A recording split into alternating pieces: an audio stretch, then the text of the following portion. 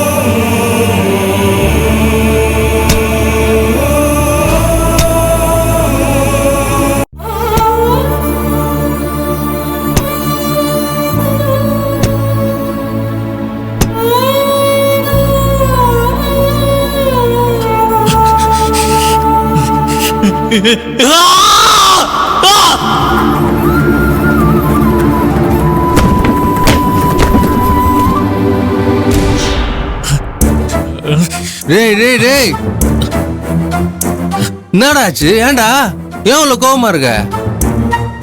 What's your problem man? Tell me. டேய், என்ன புதுசா கேக்குற? எல்லாம் உன்னாலதான். நீ பாட்டுக்கு மகிழினிய தாலி கட்டி கூட்டிட்டு வான்னு இவனை உசுப்பேத்தி அனுப்பி வச்சதே நீதான். ஆனா போன இடத்துல அந்த பொண்ணு நோ சொல்லி அனுப்பி வச்சுட்டா. அத நினைச்சுதான் அவன் இவ்ளோ டென்ஷனா இருக்கான். அக்கா, என்ன பேசுற நீ? அவன் டென்ஷன் ஆகுறதுக்கு படிக்கிறதுக்கு ஏமால போடுற? நான் தம்பி வாழ்க்கை நல்லா இருக்கணும்னு நினைச்சுதான் அப்படி ஒரு ஐடியாவே கொடுத்தேன். அதுல என்ன தப்பு இருக்கு? அவன் லவ் சக்சஸ் ஆகணும்ல. அதான் சக்சஸ் ஆகலையே, அதானே இங்க பிரச்சனையே. அவன் லவ் சக்சஸ் ஆகலன்னா அதுக்கு நான் என்னக்கா பண்ண முடியும்? இவன் தான் சமத்து பிள்ளையா அந்த மதாகினிய கரெக்ட் பண்ணி தாலி கட்டி வீட்டுக்கு கூட்டு வந்திருக்கணும். இவன் கோட்டை விட்டதுக்கு நான் என்ன பண்ணுவேன்? டேய், பாத்தியாடா, நீ மட்டும் கரெக்டா இருந்திருந்தான்னு வையேன், இவ்வளவு தூரம் வந்திருக்குமா?